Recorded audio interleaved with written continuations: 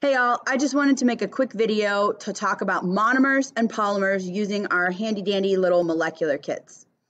So the substance that we saw in the lab demonstration called polyvinyl alcohol was a polymer.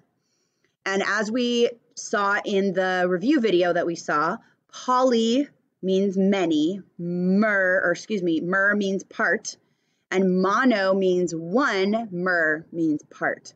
So polymer means many parts, monomer means one part. So the chemical in the video called polyvinyl alcohol was a polymer made up of the monomer vinyl alcohol. And this is the molecular structure of that monomer. It's got 2 carbons here in the middle, bonded to 3 hydrogens, and then 1 oxygen bonded to a hydrogen. This is the monomer. And please notice this is a molecule. It has no open bonding sites. It is a complete molecule. All right? Looks like a little dog. This is the monomer vinyl alcohol. In order to create the polymer, what has to happen is one of these double bonds has to break apart. And now look, we've got open bonding sites. So we've got 1 copy of the monomer. And here's another copy of the monomer, going to break that apart. Open bonding sites means that they can now bond together.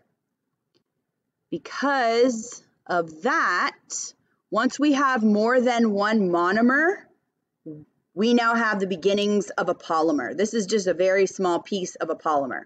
Well, what if I were to add on another 5 or 6 monomers?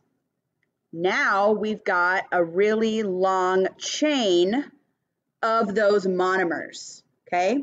Think about it like a train. A train has a whole bunch of cars attached together to make the entire train. This is the train. This monomer right here is one of the train cars, okay? Monomer, single part, polymer, many parts, all right? And this is the polymer that we saw in the video, polyvinyl alcohol. It is made up of many vinyl alcohol monomers. Okay? Hope that helps.